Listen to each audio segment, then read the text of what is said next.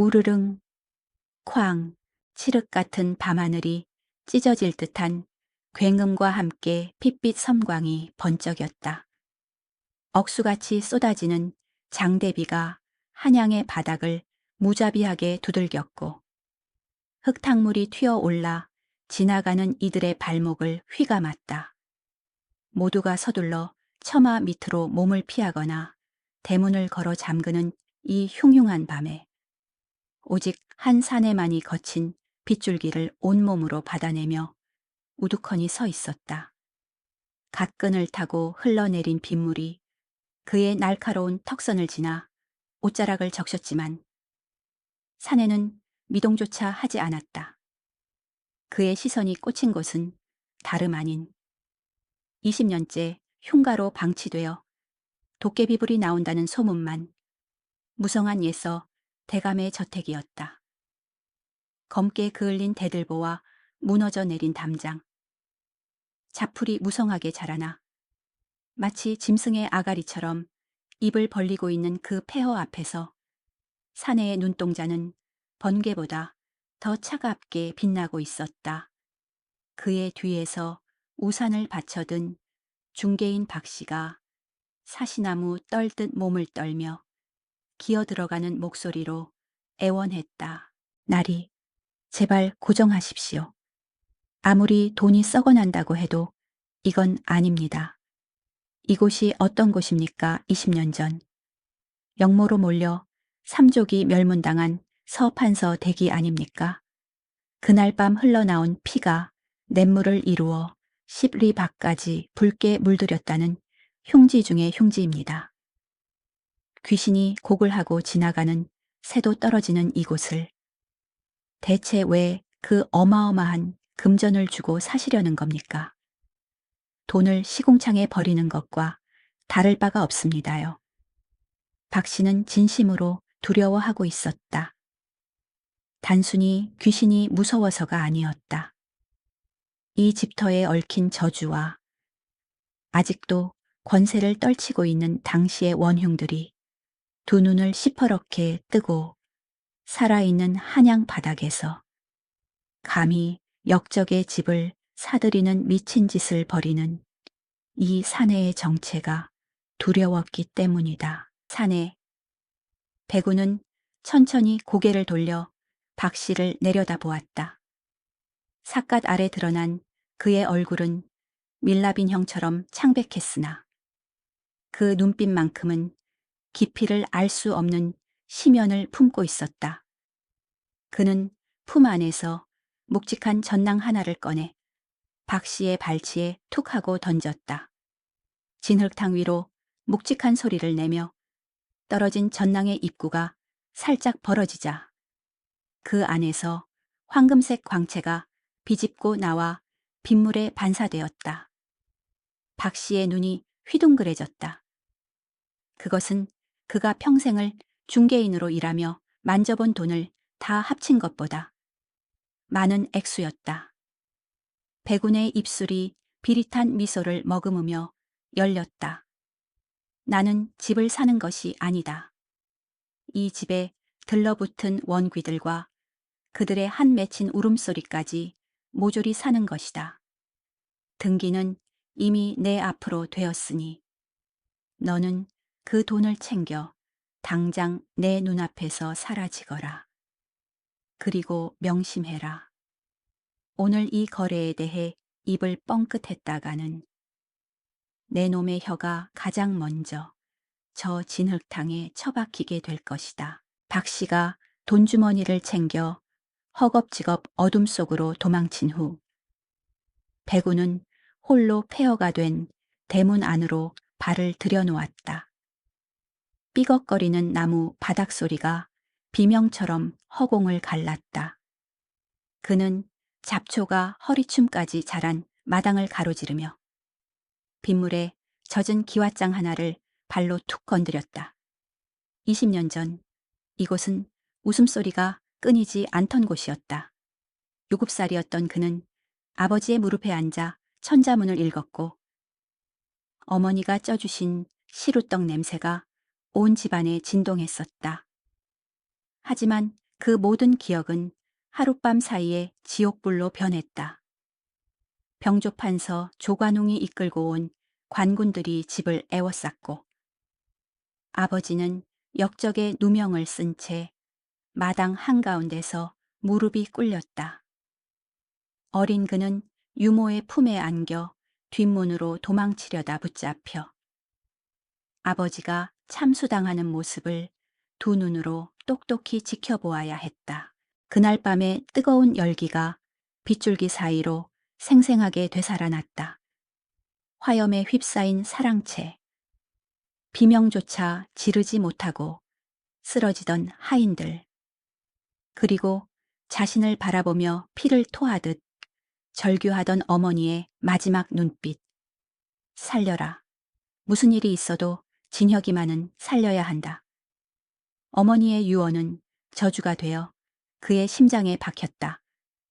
관군들에게 끌려가면서 보았던 조관웅의 얼굴, 그 탐욕스럽고 비열한 미소는 20년이라는 세월 동안 단 한순간도 그의 뇌리에서 잊힌 적이 없었다.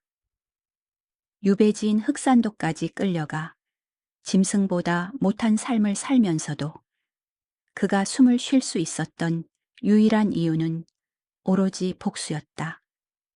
바닷물을 마시며 갈증을 달래고 썩은 생선 내장을 씹으며 허기를 채울 때마다 그는 조관웅의 목을 베는 상상을 하며 버텼다. 이제 서진혁은 죽었다. 여기 서 있는 자는 거상 백운, 오직 피의 값을 받으러 돌아온 악귀일 뿐이었다.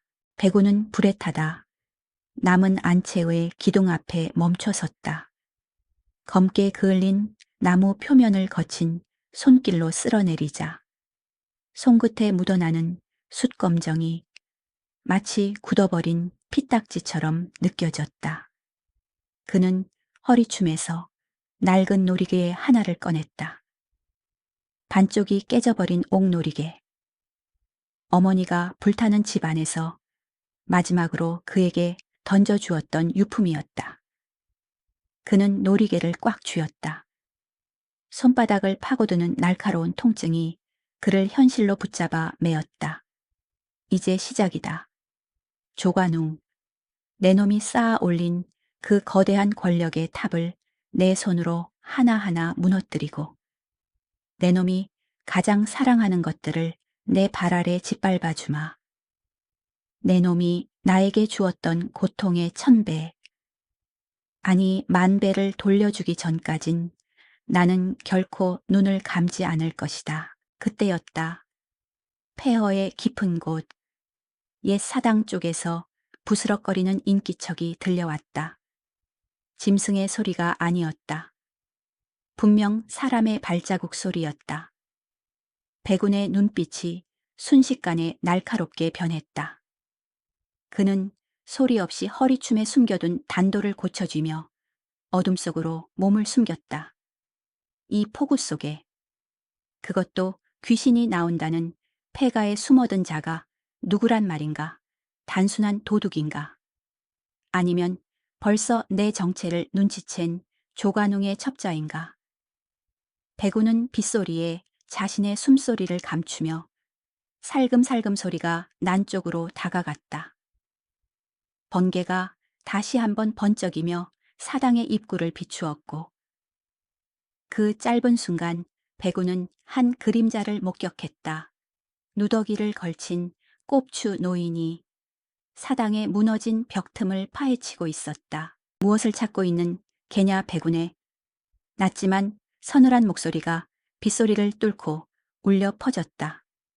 노인은 화들짝 놀라 뒤로 넘어지며 엉덩방아를 찧었다.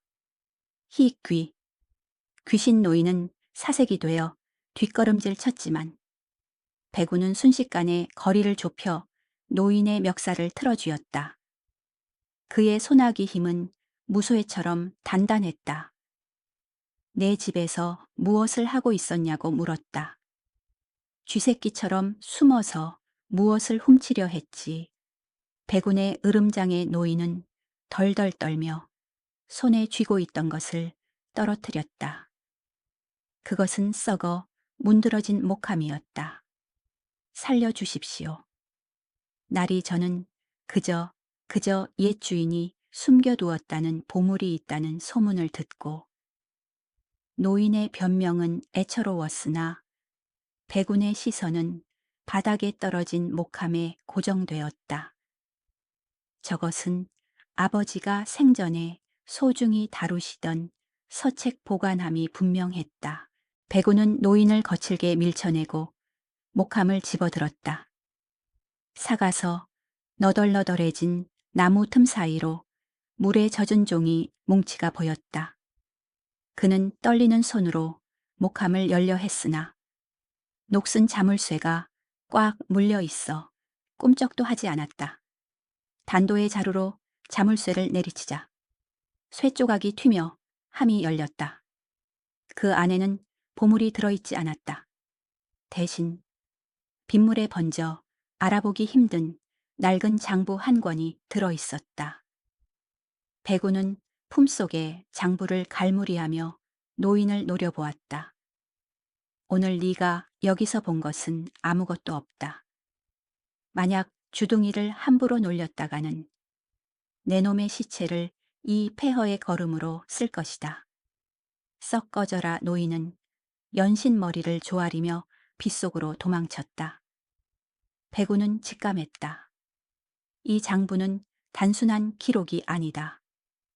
어쩌면 아버지가 남긴 조관웅을 무너뜨릴 결정적인 칼날이 될지도 모른다는 것을.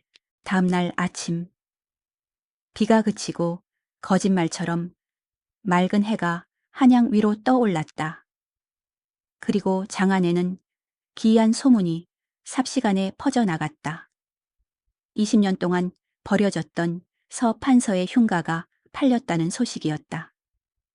그것도 조선 팔도의 상권을 쥐락펴락한다는 의문의 거상 백운이 그 주인이라는 소문은 사람들의 호기심을 자극하기에 충분했다. 사람들은 삼삼오오 모여 수군거렸다. 그 흉가를 샀다고 제정신이 아니구먼. 백운이라는 자, 도대체 뭐 하는 사람이야? 돈이 얼마나 많으면 그따위 땅을 산단 말인가? 하지만 이 소식에 가장 민감하게 반응한 곳은 따로 있었다. 바로 병조판서 조관웅의 대감댁이었다. 화려하게 치장된 조관웅의 사랑채. 비단 방석 위에 앉아있던 조관웅은 하인에게 보고를 받고 찻잔을 거칠게 내려놓았다. 쨍그랑 찻잔이 산산조각이 나며 뜨거운 차가 바닥에 엎질러졌다. 뭐라 그 흉가가 팔렸다고. 감히 누가. 어떤 미친놈이 역적의 집구석을 사들였단 말이냐. 조관웅의 눈썹이 꿈틀거리며 치켜 올라갔다. 비록 20년 전 완벽하게 처리했다고 믿었지만 서씨 가문의 흔적이 다시금 세상 밖으로 나온다는 것 자체가 그에게는 불길한 징조였다. 하인은 납작 엎드려 보고했다. 백운이라 불리는 거상이라 하옵니다. 최근 전라도와 경상도의 공무를 독점하며 한양 상권의 혜성처럼 등장한 자인데 그 재력이 왕실의 내탕금을 능가한다는 소문까지 돌고 있습니다. 백운, 구름처럼 하얀 자라. 조관웅은 수염을 쓰다듬으며 눈을 가늘게 떴다. 단순한 장사치인가 아니면 냄새를 맡고 몰려든 똥파리인가 이유가 무엇이든 거슬리는 것은 매한 가지였다. 그는 자신의 신복인 호위무사 강철을 불렀다. 강철아, 당장 그 백운이라는 자에 대해 낱낱이 조사해라. 그가 어디서 굴러먹던 갯벼다귀인지, 그리고 왜 하필 그 재수 없는 땅을 샀는지. 만약 조금이라도 수상한 낌새가 보인다면 조관웅은 손가락으로 목을 끊는 신용을 했다. 쥐도 새도 모르게 처리해라. 내 앞길에 거슬리는 것은 돌멩이 하나라도 치워버려야 직성이 풀리니까. 강철은 짧게 고개를 숙이고는 그림자처럼 사라졌다. 같은 시각 백우는 말끔하게 단장된 새 옷을 입고 옛집의 대청마루에 앉아 있었다. 하룻밤 사이에 고용한 인부들이 잡초를 베어내고 무너진 담장을 임시로 보수하여 폐허갔던 집은 제법 사람 사는 꼴을 갖추고 있었다. 그는 찻잔을 들어 입에 가져가며 먼 산을 응시했다. 그는 알고 있었다. 지금쯤이면 자신의 존재가 조관웅의 귀에 들어갔을 것이라는 것을. 그리고 곧 그의 사냥개들이 냄새를 맡으러 올 것이라는 사실도. 백우는 입가에 싸늘한 미소를 띄었다. 오너라. 얼마든지 환영해 주마. 너희가 제 발로 내 덫에 걸어 들어오는 그 순간을 20년이나 기다려왔으니. 그의 손에 들린 찻잔 속에서 맑은 차가 마치 소용돌이치듯 일렁였다. 복수의 서막이 올랐다. 본 채널의 이야기를 들어주셔서 감사합니다. 오늘의 이야기와 함께 편안하고 즐거운 시간 보내시길 바랍니다. 한양의 저작거리 한복판. 운종가 윤총재의 새로 들어선 상단 백운상회는 연일 구름처럼 몰려드는 인파로 북새통을 이루었다. 조선 팔돼서 구하기 힘든 진귀한 물건들이 산처럼 쌓여 있다는 소문 때문이었다. 북경에서 들여온 최고급 비단부터 동해 깊은 바다에서 건져 올린 붉은 산호, 백두산 깊은 골짜기에서 캐낸 천년 묵은 산삼까지. 백운상회에는 돈으로 살 수 없는 것이 없다는 말이 돌 정도였다. 하지만 그 화려한 물건들은 단순한 장사 미천이 아니었다. 그것은 피 냄새를 맡고 달려드는 굶주린 짐승들을 유인하기 위해 백운이 정성스럽게 차려놓은 독이 든 성찬이었다. 백운은 상단의 가장 높은 누각에 앉아 아래를 내려다보며 차가운 찻잔을 만지작거렸다. 탐욕스러운 양반들이 체면도 잊은 채 물건을 차지하려 아귀다툼을 벌이는 꼴은 마치 썩은 고기에 꼬이는 파리떼와 다를 바 없었다. 저들 중에 조관웅의 눈과 귀가 있다. 백우는 확신했다. 그리고 그의 예상대로 비단옷을 입었으나 눈빛이 뱀처럼 교활해 보이는 사내 하나가 상점 안으로 들어섰다. 조관웅의 집사, 최가였다. 최가는 거만한 태도로 진열된 물건들을 훑어보더니 주인을 찾았다. 백운이 천천히 계단을 내려가자 최가는 그를 위아래로 훑어보며 비릿한 웃음을 흘렸다. 자네가 그 소문의 백운인가? 듣던 대로 젊은 친구가 배포가 크구만. 내 주인 어른께서 자네가 가진 물건 중에 아주 흥미로운 것이 있다 하여 보러 왔네. 백운은 허리를 깊이 숙였으나 바닥을 향한 그의 눈빛은 서늘하게 빛났다. 병조판서 대감의 댁에서 오셨다 들었습니다. 귀하신 분이 누추한 곳까지 왕림해 주시니 영광입니다. 대감께서 원하시는 것이라면 무엇이든 바칠 준비가 되어 있습니다. 백우는 최가를 은밀한 내실로 안내했다. 그리고 미리 준비해둔 자개함을 열었다. 그 안에는 어른 주먹만 한 크기의 황금 두꺼비가 번쩍이는 광채를 뿜어내고 있었다. 최가의 눈이 휘둥그레지며 침을 꼴깍 삼키는 소리가 적막한 방 안에 울려 퍼졌다. 이것은 순금이 아닌가? 도대체 무게가 얼마나 나가는 갠가? 백우는 짐짓 여유로운 미소를 지으며 상자를 최가 쪽으로 밀었다. 무게가 중요한 것이 아닙니다. 이것은 재물을 불러오는 영물이지요. 소인 한양에서 장사를 하며 대감님의 넓은 품 안에서 보호받고 싶을 따름입니다. 이것은 대감님께 드리는 작은 정성기요나 최 집사님께서 다리를 놓아주시는 수고비는 따로 챙겨두었습니다. 백운이 엽전 꾸러미가 아닌 은자 구가 가득 든 주머니를 별도로 건네자 최가의 입꼬리는 귀에 걸릴 듯 찢어졌다.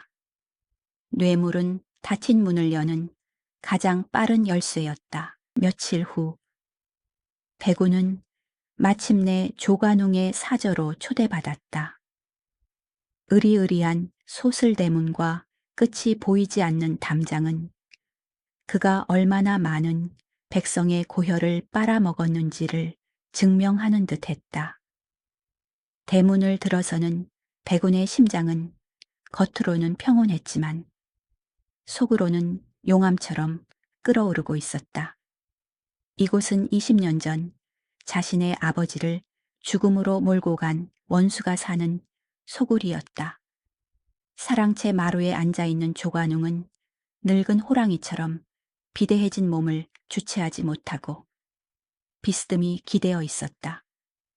그의 앞에는 산의 진미가 차려져 있었고 기생들이 그의 입에 술을 따르고 있었다. 백운은 마당 아래 엎드려 큰 절을 올렸다. 천안 장사치 백운, 판서 대감님을 뵙습니다. 조관웅은 기름진 입가를 닦으며 백운을 내려다보았다. 그의 눈빛은 먹이를 탐색하는 맹수의 그것처럼 날카로웠다. 고개를 들어라. 조관웅의 걸걸한 목소리가 떨어졌다. 백운이 고개를 들자 조관웅의 미간이 살짝 찌푸려졌다. 호, 제법 반반하게 생겼구나. 헌데, 낯이 익다. 어디서 본 적이 있던가. 백운의 등줄기에 식은땀이 흘렀다. 혹시라도 20년 전 그 아이의 모습을 기억하는 것인가 하지만 백운은 표정 하나 바꾸지 않고 태연하게 대답했다. 소인은 평생을 타지에서 떠돌며 장사를 해왔습니다. 아마도 흔한 얼굴이라 그리 느끼셨을 것입니다. 조관웅은 잠시 그를 응시하다가 이내 흥미를 잃은 듯 껄껄 웃었다. 하긴 천한 것들의 얼굴이 다 거기서 거기지지. 네가 바친 황금 두꺼비는 아주 마음에 들었다. 그래, 나에게 원하는 것이 무엇이냐? 관청의 납품권인가? 아니면 뒷배가 필요한 갠가? 대감님의 그림자 아래서 편안히 장사를 하고 싶을 뿐입니다. 그리고 소인이 듣기로 대감님께서는 풍류를 즐기신다 들었습니다. 앞으로도 진귀한 물건이 들어오면 가장 먼저 대감님께 올리겠습니다. 백운의 말에 조관웅은 만족스러운 듯 고개를 끄덕였다. 좋아, 아주 마음에 들어. 요즘 것들은 이 속만 챙기려 드는데 자네는 의리가 있어 보이는구만. 내 자네를 눈여겨보겠네. 백운은 다시 한번 머리를 조아렸다. 겉으로는 충성스러운 개처럼 굴었지만 그는 속으로 쾌재를 불렀다. 첫 번째 관문은 통과했다. 놈은 나의 재력에 눈이 멀어 경계를 풀었다. 이제부터가 진짜 시작이었다. 백운은 조관웅의 저택을 나오며 대문 기둥을 슬쩍 훑어보았다. 언젠가 저 대문에 조관웅의 목을 걸리라 저녁이 되어 어둠이 깔리자 백운은 화려한 비단옷을 벗어 던지고 허름한 평복으로 갈아입었다. 그는 수행원도 없이 홀로 빈민들이 모여 사는 도성 밖 운막촌으로 향했다. 복수를 위해서는 적의 내부를 파고드는 것만큼이나 자신의 편을 만드는 것도 중요했다.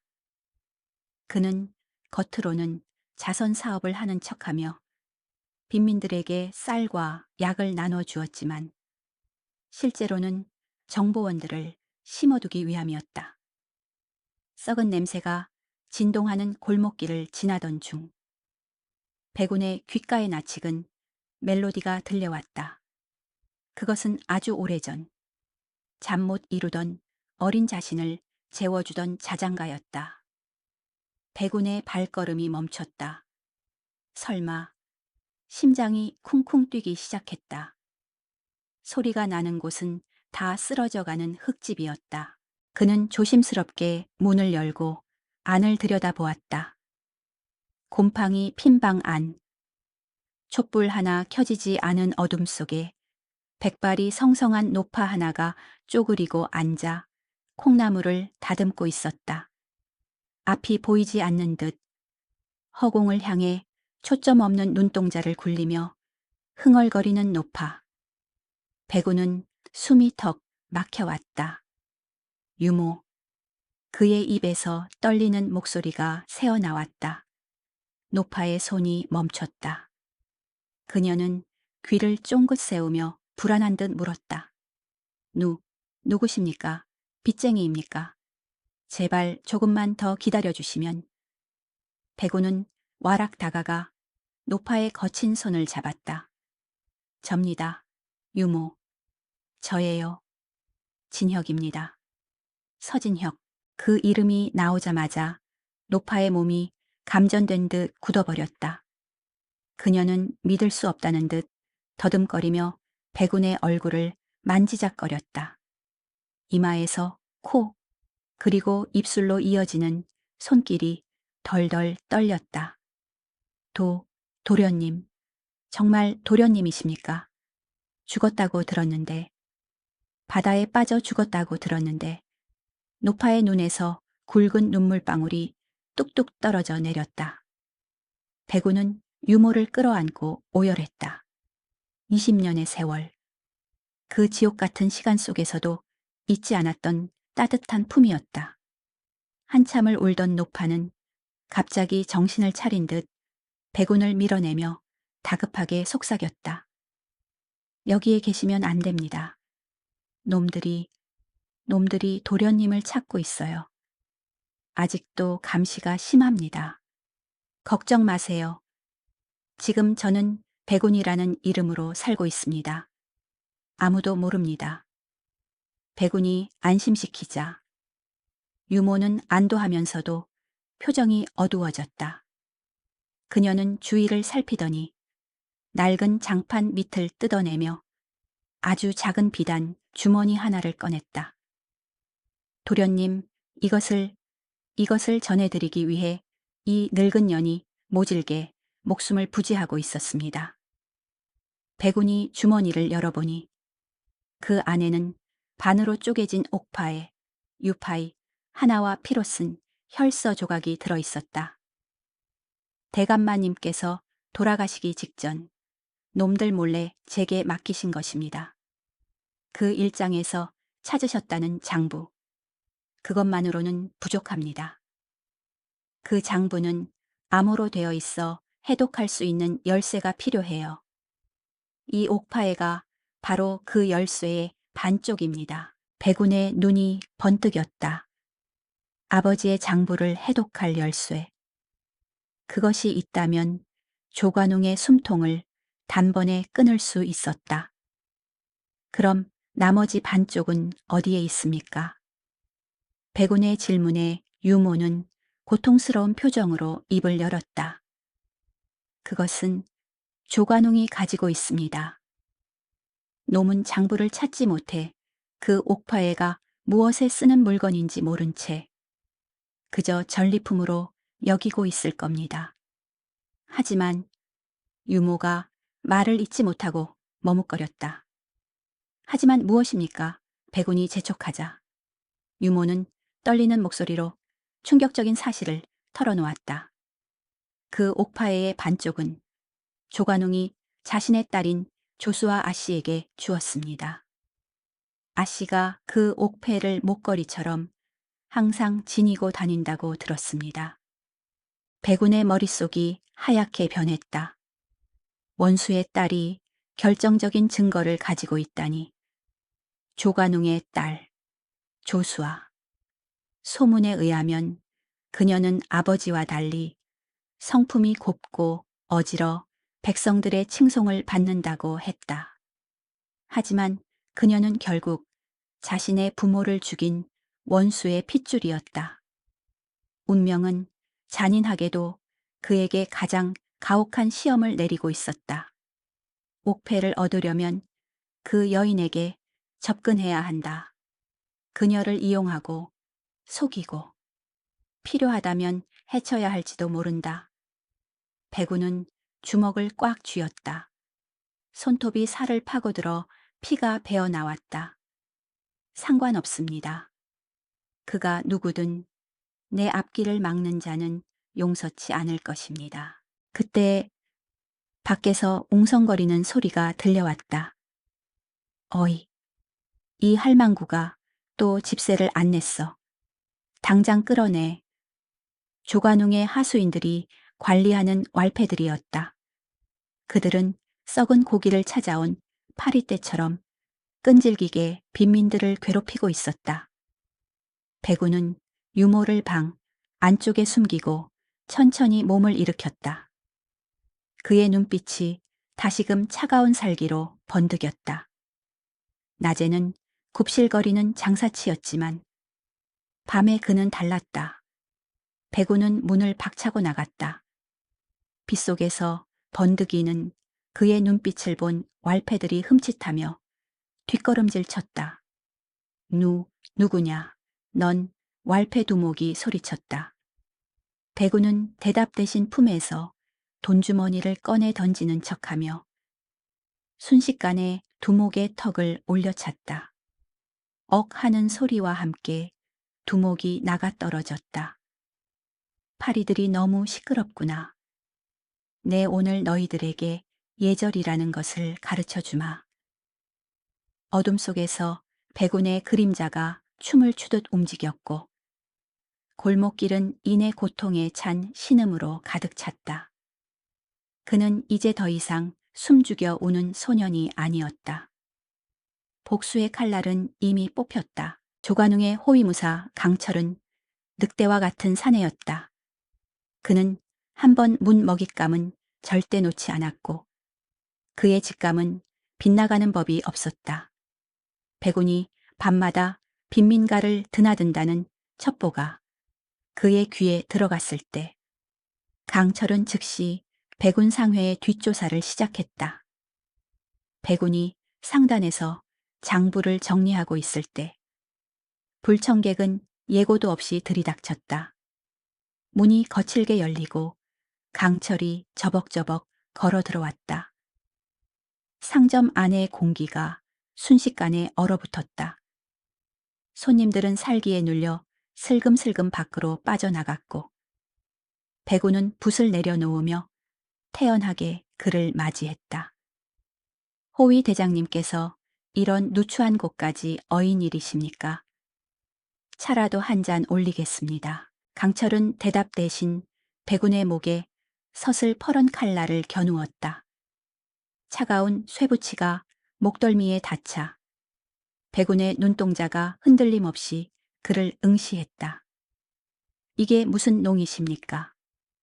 백운의 물음에 강철은 으르렁거렸다. 내 놈의 정체가 뭐냐? 낮에는 굽실거리는 장사치 행세를 하고 밤에는 쥐새끼처럼 빈민가를 들쑤시고 다닌다지. 내 놈이 20년 전 그 집안의 생존자라는 소문도 있더구나. 절체절명의 위기였다. 심장이 흉곽을 뚫고 나올 듯 요동쳤지만 백운은 오히려 입꼬리를 비틀어 웃음을 터뜨렸다. 하하하 대장님. 상상력이 너무 지나치십니다. 제가 빈민가를 간 것은 사실이나 그것은 쥐새끼 짓이 아니라 대감만임을 위한 사냥가의 노릇이었습니다. 강철의 미간이 찌푸려졌다. 사냥가의 백운은 목에 닿은 칼날을 손가락으로 천천히 밀어내며 품속에서 서신 한 통을 꺼냈다. 물론 이것은 그가 미리 위조해둔 가짜 서신이었다. 이것을 보십시오. 좌의정 대감이 최근 대감마님을 탄핵하기 위해 상인들을 매수하고 있다는 첩보를 입수했습니다. 제가 빈민가에 간 것은 그들의 하수인이 그곳에 숨어 있다는 소문을 확인하기 위함이었습니다. 제가 제 목숨을 걸고 대감님의 뒷조사를 맡고 있는데 칭찬은커녕 칼을 들이대시다니요.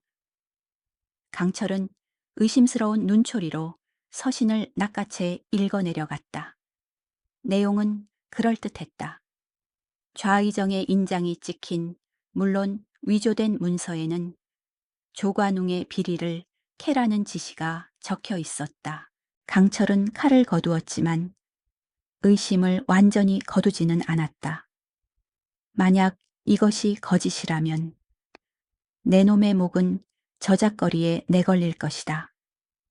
강철이 나가자마자 백우는 참았던 숨을 몰아쉬었다. 등줄기가 식은 땀으로 흥건했다. 아슬아슬한 줄타기였다.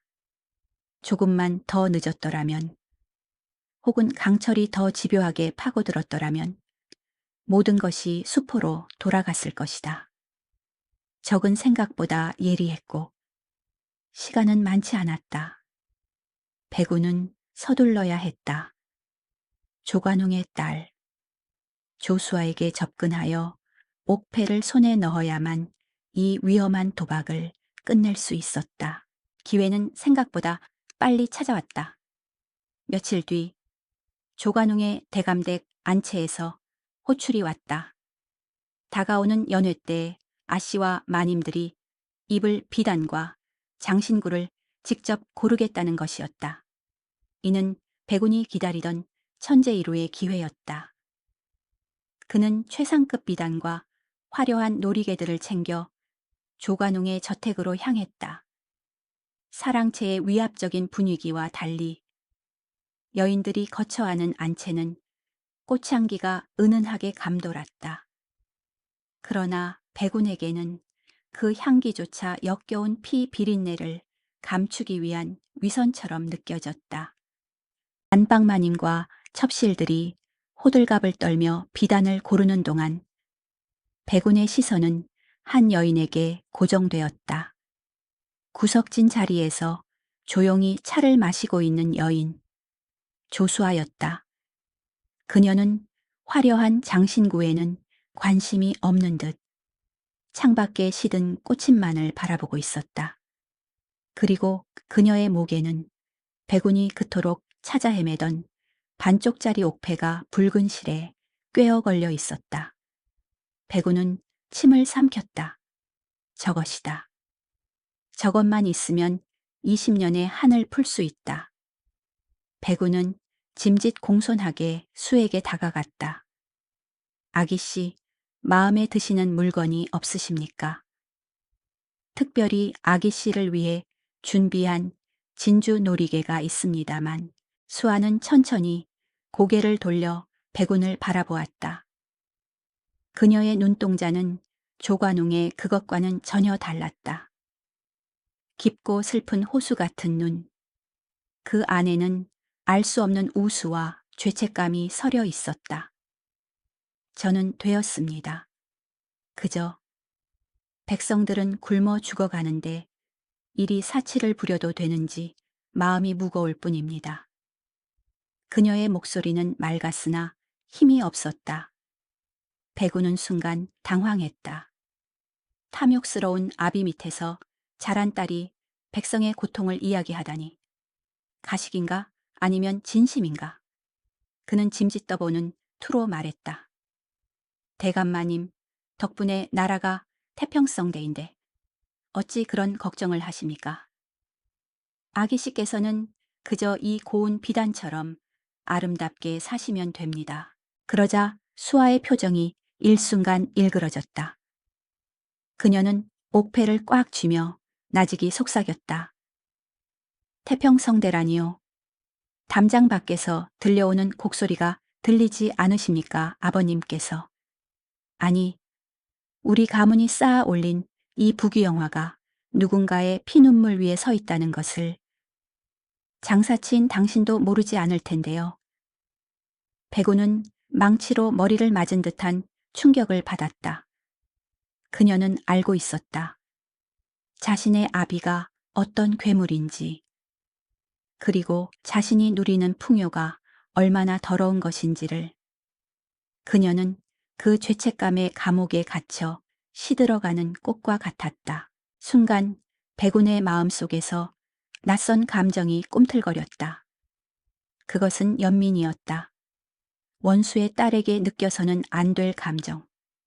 그는 애써 마음을 다잡았다. 흔들리지 마라. 저 계집도 결국 조관웅의 핏줄이다. 그녀의 죄책감이 죽은 내 부모를 살려낼 수는 없다.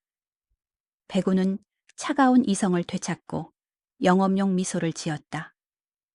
아기 씨의 마음이 참으로 고우십니다. 허나 세상 일이란 것이 그리 간단치 않습니다. 그는 옥패를 가리키며 넌지시 물었다. 헌데 그 옥파에는 참으로 특이하군요. 깨진 것처럼 보이는데 귀한 사연이라도 있는 물건입니까? 수아는 옥패를 만지작거리며 쓸쓸하게 웃었다. 아버님께서 제게 주신 유일한 선물입니다.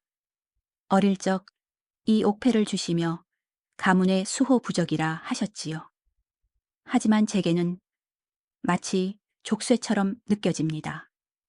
언젠가 이 옥파의 나머지 반쪽을 가진 주인을 만나면 이 무거운 짐을 내려놓을 수 있을까 하는 헛된 상상을 하곤 합니다. 백운의 심장이 덜컥 내려앉았다. 그녀는 모르고 있다. 그 나머지 반쪽을 가진 주인이 바로 자신을 파멸시킬 저승사자라는 것을, 그리고 지금 그녀의 눈앞에 서 있다는 것을. 그때 밖에서 요란한 소리가 들리며 안채의 문이 열렸다. 조관웅이 술에 취해 비틀거리며 들어온 것이다. 어허, 내 집에 귀한 손님이 와 있다더니 자네였구만. 조관웅은 백운의 어깨를 툭 치며 호탕하게 웃었지만 그 눈은 여전히 의심으로 번들거리고 있었다. 그래, 우리 수아와 무슨 이야기를 그리 재미나게 나누었는가. 백운은 즉시 허리를 숙였다. 그저 아기 씨께 어울릴 만한 장신구를 추천해 드리고 있었습니다. 조관웅은 수아를 힐끗 보더니 혀를 찼다. 에잉, 지 어미를 닮아 숫기가 없어서 원. 그래, 이번 연회 준비는 잘 되어가고 있는가. 내 이번에는 아주 성대하게 판을 벌일 생각이다. 자네도 참석하게 내 특별히 자리를 마련해 두지. 연회, 백운의 머릿속에 섬광 같은 계획이 스쳤다. 모든 귀족과 관료들이 모이는 그날, 가장 화려하고 시끄러운 그 순간이야말로 거사를 치를 완벽한 기회였다. 그는 조용히 미소 지었다. 불러만 주신다면 성심을 다해 모시겠습니다. 그리고 그날 대감마님을 깜짝 놀라게 해드릴 특별한 선물을 준비하겠습니다. 조관웅은 만족스러운 듯 껄껄 웃었지만 백운이 말한 선물이 자신의 파멸임을 꿈에도 알지 못했다. 백운이 물러가려 할 때 수아가 그를 불러 세웠다. 저기, 잠시만요. 그녀는 자신이 고르지 않았던, 그러나 백운이 처음에 추천했던 소박한 옷가락지 하나를 집어들었다. 이것을 사겠습니다. 그리고 부디 세상이 말하는 것처럼 탐욕스러운 상인이 되지 마시기를 바랍니다. 당신의 눈은 돈을 쫓는 자의 눈이 아니니까요. 백운은 멈칫했다. 그녀는 그의 가면 뒤에 숨겨진 무언가를 본 것일까. 그는 대답 없이 깊은 절을 하고 물러나왔다. 저택을 빠져나오는 백운의 발걸음은 무거웠다. 품속에 있는 장부와 수아의 목에 걸린 옥파에, 그리고 그녀의 슬픈 눈동자가 뒤엉켜 그를 괴롭혔다. 그는 하늘을 올려다 보았다. 붉은 노을이 마치 핏빛처럼 한양을 물들이고 있었다. 용서하시오. 아기씨. 백우는 나직이 읊조렸다. 당신이 아무리 죄가 없다 한들 당신은 조관웅의 딸입니다. 나의 복수를 위해서라면 나는 기꺼이 당신의 그 슬픔마저 이용할 것입니다.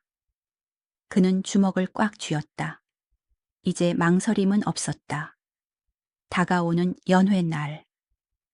그는 자신의 진짜 이름을 걸고 피의 춤을 출 것이다. 칼날 위를 걷는 듯한 위태로운 줄타기는 이제 끝낼 때가 되었다. 그는 어둠 속으로 사라졌지만 그의 눈은 그 어느 때보다 뜨겁게 타오르고 있었다. 집으로 돌아온 백우는 유모가 준 옥파의 반쪽을 꺼내 들었다. 그것을 탁자 위에 올려놓고 기억 속 수아의 목에 걸린 반쪽과 맞추어 보았다. 완벽하게 들어맞는 그림이 머릿속에 그려졌다. 이제 남은 것은 하나. 연회 날. 그 혼란을 틈타 수아의 옥파애를 확보하고 장부를 해독하여 조관웅의 면전에 던지는 것. 그리고 그를 만천에 고발하는 것. 백우는 밤새도록 장부를 어루만지며 계획을 세웠다. 실패는 용납되지 않는다. 실패는 곧 죽음, 그리고 가문의 영원한 몰락을 의미했으니까. 창밖에서 부엉이가 울었다. 마치 다가올 피바람을 예고하는 듯한 음산한 울음소리였다. 백우는 칼을 꺼내 숫돌에 갈기 시작했다. 슥, 삭, 슥, 삭. 규칙적인 소리가 밤의 정막을 깨웠다. 칼날이 시퍼렇게 빛을 발할 때까지. 그는 멈추지 않았다. 내일은 연회가 열리는 날, 붉은 달이 뜨는 밤. 사냥개는 비로소 늑대의 본색을 드러낼 것이다. 보름달이 떠올랐으나 그 빛은 유난히 붉었다. 마치 앞으로 벌어질 피의 향연을 예고하듯. 한양의 밤하늘은 불길한 적색으로 물들어 있었다. 조관웅의 대감댁에서는 그 어느 때보다 성대한 연회가 열리고 있었다. 담장 너머로는 굶주린 백성들의 신음이 바람에 실려 다녔으나 담장 안은 기름진 고기 굽는 냄새와 기생들의 교태 섞인 웃음소리, 그리고 흥겨운 풍악소리로 가득 차 있었다. 수백 개의 청사초롱이 대낮처럼 밝혀진 마당에는 조선의 내로라 하는 고관대작들이 모여들어 조관웅의 권세에 아부하기 바빴다. 조관웅은 상석에 앉아 호랑이 가죽이 깔린 의자에 거만하게 기대어 자신의 발 아래 엎드린 세상을 내려다보며 만족스러운 미소를 짓고 있었다. 백우는 초대받은 손님들 틈에 섞여 연회장으로 들어섰다. 평소의 화려한 비단옷 대신 그는 오늘 밤 칠흑처럼 검은 무복 위에 간소한 도포를 걸치고 있었다. 옷 속에 숨겨진 단도와 품 안에 반쪽짜리 옥파애가 그의 심장 박동에 맞춰 뜨겁게 달아올랐다. 그는 왁자지껄한 연회장을 가로지르며 주위를 살폈다. 조관웅의 호위무사, 강철이 매의 눈으로 주변을 경계하고 있었지만 이미 술과 흥청거림에 취한 경비병들의 기강은 느슨해져 있었다. 백운의 시선은 은밀하게 안채로 통하는 후원으로 향했다. 그곳에 그가 찾는 마지막 열쇠, 조수아가 있을 것이었다. 후원은 연회장의 소음이 한풀 꺾인 고요하고 쓸쓸한 공간이었다. 연못가 정제 홀로 앉아있는 수아의 뒷모습이 보였다. 그녀는 달빛을 받아 반짝이는 연못을 멍하니 바라보며 목에 걸린 옥패를 습관처럼 만지작거리고 있었다. 백우는 인기척을 죽이고 그녀에게 다가갔다. 아기씨. 그의 낮은 목소리에 수아가 화들짝 놀라 뒤를 돌아보았다. 백운을 알아본 그녀의 눈동자가 흔들렸다. 백운, 날이 이곳에는 어인일이십니까? 연 회장은 저쪽인데 백운은 더 이상 상인의 가면을 쓰지 않았다. 그의 표정은 비장했고 눈빛은 절박했다. 아기씨께 청할 것이 있어 왔습니다. 아니, 돌려받아야 할 것이 있습니다. 수아는 뒷걸음질 치며 의아한 표정을 지었다. 돌려받다니요. 저는 날있게 빚진 것이 없습니다. 백우는 품에서 유모가 주었던 반쪽짜리 옥패를 꺼내 그녀의 눈앞에 들어 보였다. 달빛 아래 깨어진 단면이 선명하게 드러난 옥파에 수아의 시선이 자신의 목걸이와 백운의 손을 번갈아 오가며 굳어졌다. 이것은 어떻게 나리가 이것은 본래 제 아버지의 것입니다. 20년 전 아기씨의 부친께서 역모로 몰아 죽인 서판서. 그분이 바로 제 아버님이십니다. 백운의 고백은 날카로운 비수가 되어 수아의 가슴에 꽂혔다. 그녀의 얼굴이 백지장처럼 하얗게 질렸다. 입술이 파르르 떨렸다. 그렇다면 나리가 바로 백우는 고개를 끄덕였다. 살아남은 자, 복수를 위해 지옥에서 돌아온 아들, 서진혁입니다. 정적, 숨막히는 침묵이 흘렀다. 수아는 털썩 주저앉을 듯 비틀거렸다. 그녀는 알고 있었다. 아버지가 저지른 끔찍한 죄악들을 어렴풋이 짐작하고 있었지만 그 피해자가 눈앞에 나타나 진실을 들이밀자 감당할 수 없는 충격에 휩싸인 것이다. 백우는 한 걸음 더 다가갔다. 그 옥파에는 단순한 장신구가 아닙니다. 아기씨의 부친이 저지른 멸문지화의 진실이 담긴 장부를 여는 열쇠입니다. 제게 주십시오. 더 이상의 죄를 덮지 마십시오. 수아는 옥패를 쥔 손을 가슴에 품으며 고개를 저었다. 이것을 드리면 아버님은 어찌 됩니까 죽습니까? 그녀의 눈에서 눈물이 쏟아졌다. 아무리 악인이라 해도 그녀에게는 하나뿐인 아버지였다. 백운의 눈빛이 흔들렸으나 그는 물러서지 않았다. 죗값은 치러야 합니다. 그것이 하늘의 도리입니다. 아기씨 또한 그 피 묻은 부귀영화 속에서 고통받지 않으셨습니까? 이제 그 사슬을 끊으셔야 합니다. 수아는 오열하며 아버지가 있는 연회장 쪽을 바라보았다. 화려한 불빛, 웃음소리. 그것은 썩어 문드러진 시체 위에 핀 독버섯과 같았다. 그녀는 떨리는 손으로 목걸이를 풀었다. 그리고 천천히, 아주 천천히 백운의 손바닥 위에 올려놓았다. 두 개의 옥패가 마침내 하나로 합쳐졌다. 부디 아버님을 죽이지는 말아주십시오. 법으로만 심판해 주십시오. 이것이 못난 딸의 마지막 청입니다. 백우는 옥패를 꽉 쥐며 깊이 고개를 숙였다. 약속하겠습니다. 백우는 다시 연회장으로 향했다. 발걸음마다 무게가 실렸다. 이제 돌이킬 수 없다. 그는 연회장 한복판으로 걸어 들어갔다. 조관웅이 막 술잔을 높이 들고 건배사를 외치려던 참이었다. 자, 위대한 우리 가문의 영광을 위하 그 잔을 내려놓으시오. 조관웅, 천지를 뒤흔드는 고함이 연회장을 강타했다. 풍악이 뚝 그치고 모든 사람의 시선이 마당 한가운데 우뚝 선 백운에게 집중되었다. 조관웅의 얼굴이 불그락 푸르락해졌다. 네, 내 놈이 감히 여기가 어디라고 고함을 지르느냐 여봐라. 저 미친놈을 당장 끌어내라. 하지만 백운은 물러서지 않았다. 그는 품에서 합쳐진 옥파에로 연 낡은 장부와 상소문을 꺼내 높이 쳐들었다. 여기 20년 전 서 판서 댁을 멸문시키기 위해 내 놈이 조작한 역모의 증거가 있다.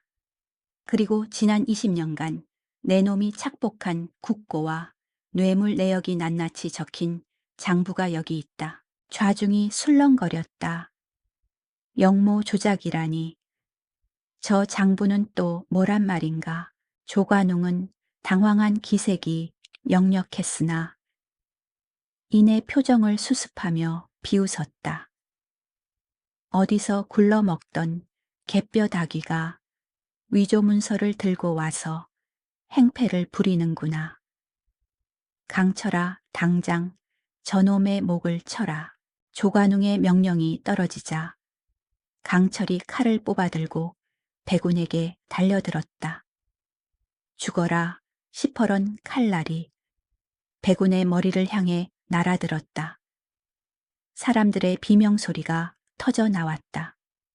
그러나 백운은 피하지 않았다. 챙강 날카로운 금소금과 함께 불꽃이 튀었다. 백운이 숨겨둔 단도로 강철의 검을 막아낸 것이다.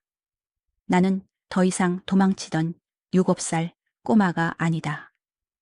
백운은 유배지에서 익힌 실전무예로 강철의 검을 쳐내고 순식간에 그의 품으로 파고들어 명치를 가격했다.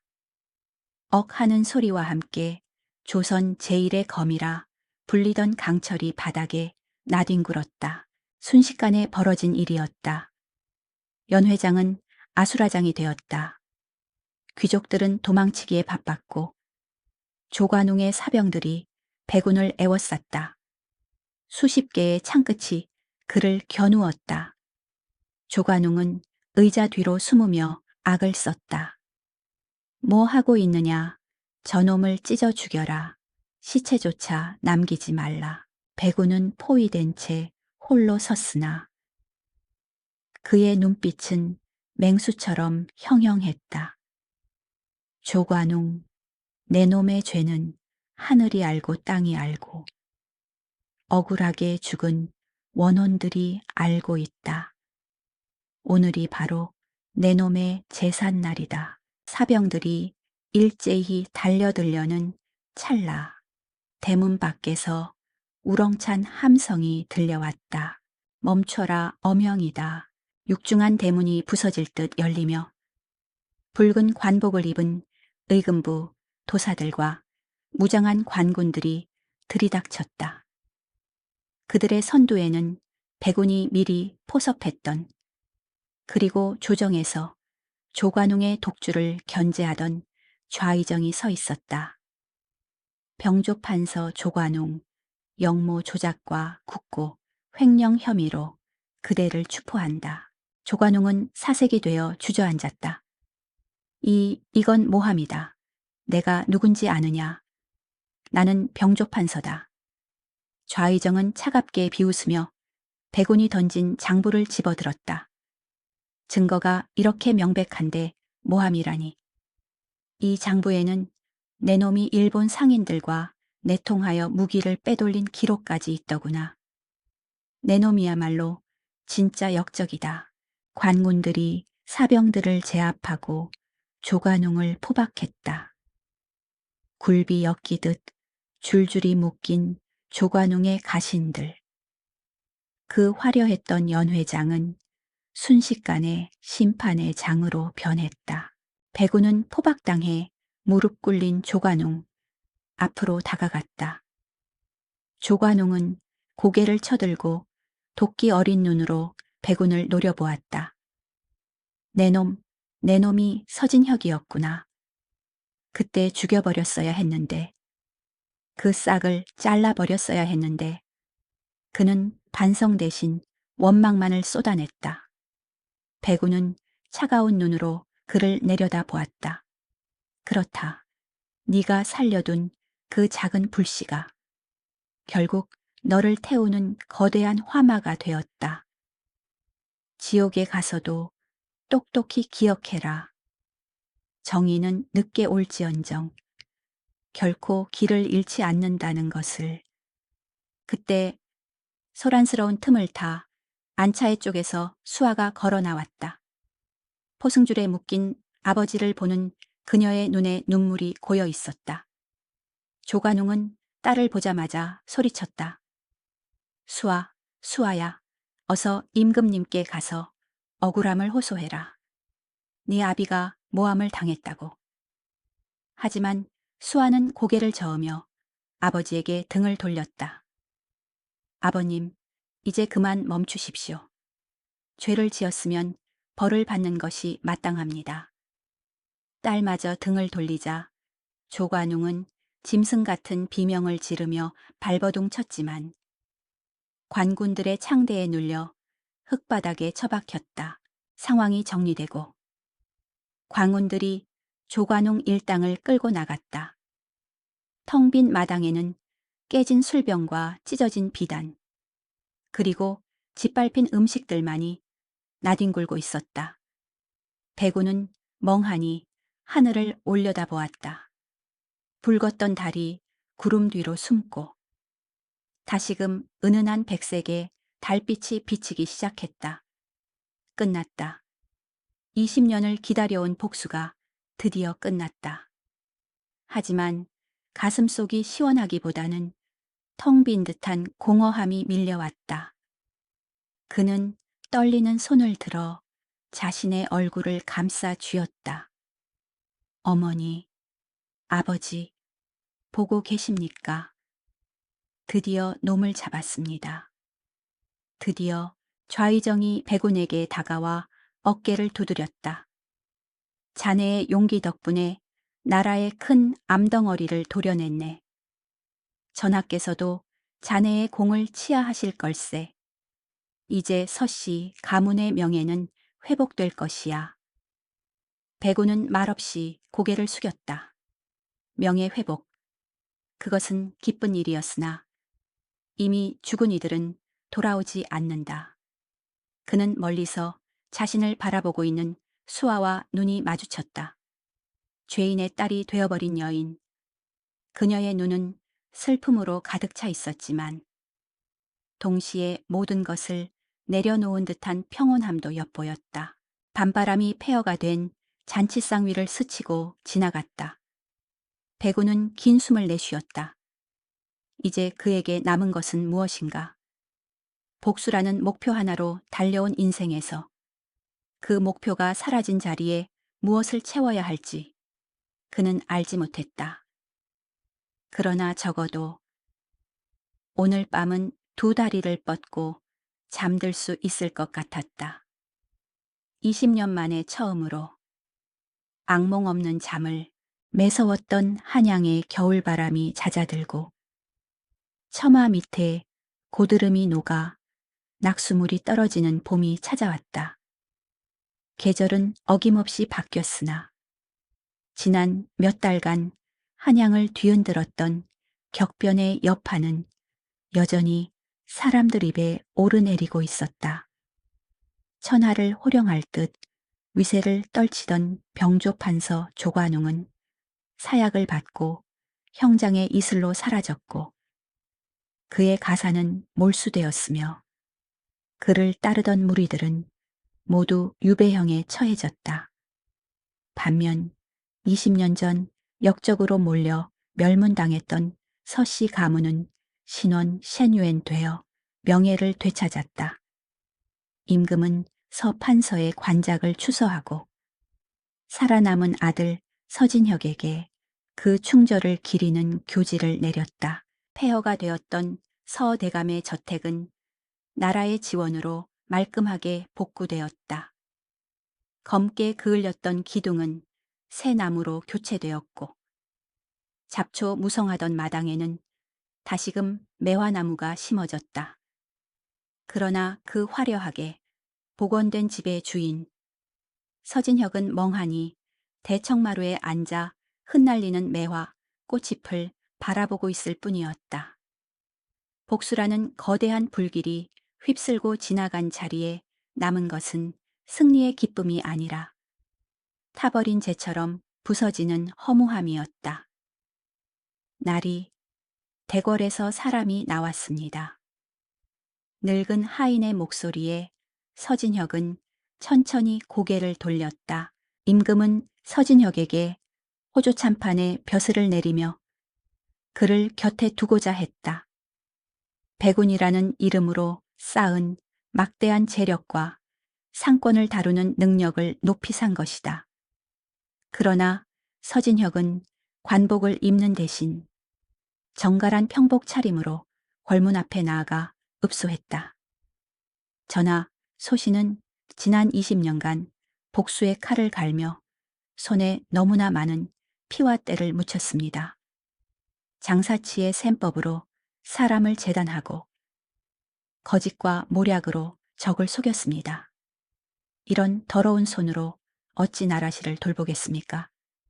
소신은 이미 죽은 목숨이나 다름없으니 부디 저를 야인으로 돌아가게 허락해 주시옵소서.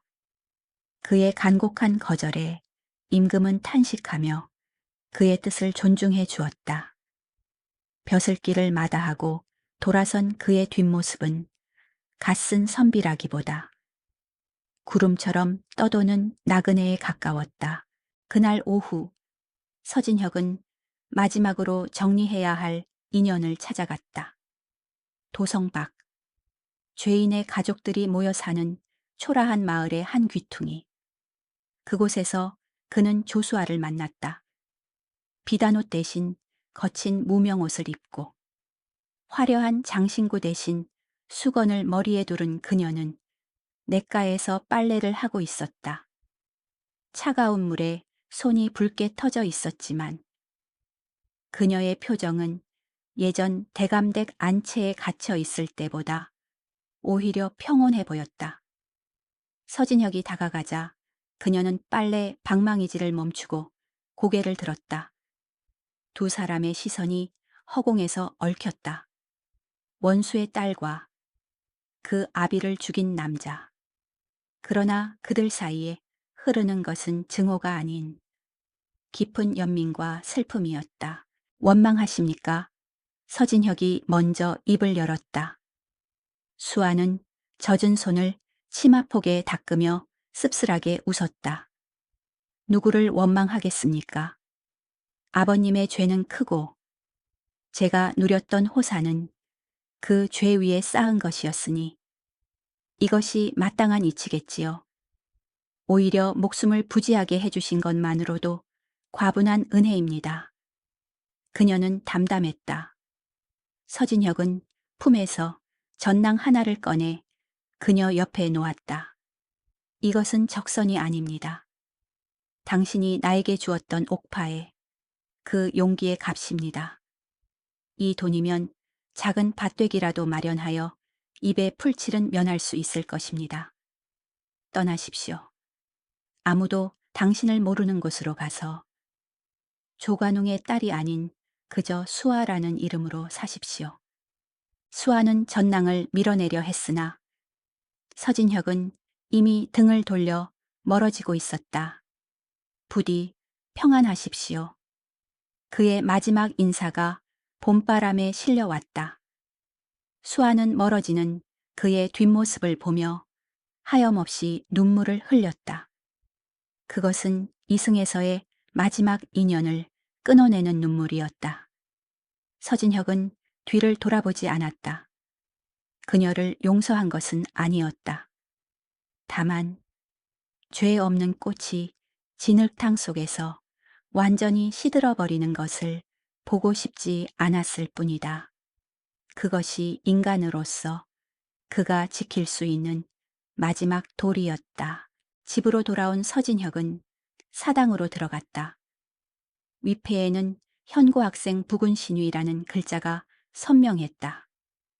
그는 향을 피우고 술을 올렸다. 아버지, 어머니, 보십시오.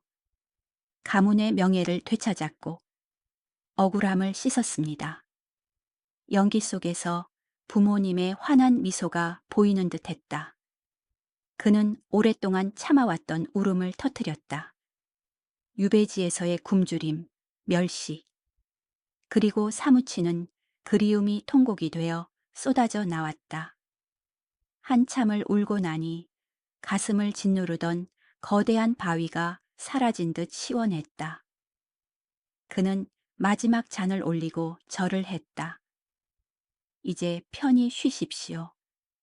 저 또한 제 길을 가겠습니다. 다음 날 아침, 한양에는 또 한 번 놀라운 소식이 전해졌다. 서진혁이 자신이 되찾은 집과 백운 상회를 통해 벌어들인 전 재산을 나라에 환원하겠다고 선언한 것이다. 그는 자신의 집을 갈 곳 없는 고아들과 병자들을 위한 구휼소, 활인서로 쓰게 했고 창고의 곡식을 모두 풀어 빈민들에게 나누어 주었다. 사람들은 그를 살아있는 보살이라 칭송했지만 정작 서진혁은 그 칭송이 들리지 않는 곳으로 떠날 채비를 하고 있었다.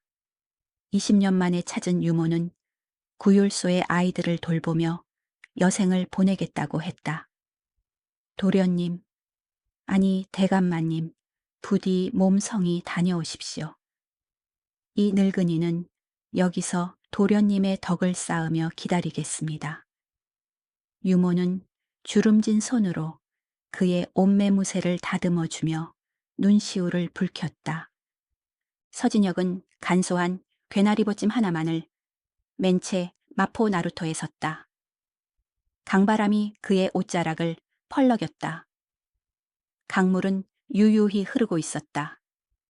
20년 전 죄인의 자식이 되어 끌려갔던 그 강물이 이제는 자유인이 되어 떠나는 그의 앞길을 열어주고 있었다. 뱃사공이 노를 저으며 물었다. 나리, 어디로 모실갑시오. 서진혁은 삿갓을 눌렀으며 강 건너편 끝없이 펼쳐진 산과 들을 바라보았다. 그의 입가에 처음으로 꾸밈 없는 진정한 미소가 번졌다. 바람이 부는 곳으로 가세. 구름이 머무는 곳이라면 어디든 좋으니. 배가 천천히 나루터를 떠났다. 강물에 비친 햇살이 윤슬이 되어 반짝였다. 9살 소년이 품었던 복수의 칼날은 이제 녹이 슬어 강물 깊은 곳으로 가라앉았고 20년의 세월을 짊어졌던 청년은 비로소 자신의 이름조차 잊은 채 세상 속으로 흘러 들어갔다. 사람들은 훗날에도 전설처럼 이야기했다. 한양을 뒤흔들고 홀연히 사라진 의문의 거상 백운, 아니 서진혁의 이야기를 썩은 물을 뒤집어 엎고 스스로 맑은 물이 되어 흘러간 한 남자의 치열했던 삶은 조선팔도 야담꾼들의 입을 통해 오래도록 전해져 내려왔다. 인생은 한바탕 꿈이라 했던가. 복수도 부귀영화도 결국은 흘러가는 강물 위의 낙엽과 같은 것을 오직 남는 것은 사람의 마음에 심어진 의, 이라는 씨앗 하나뿐이니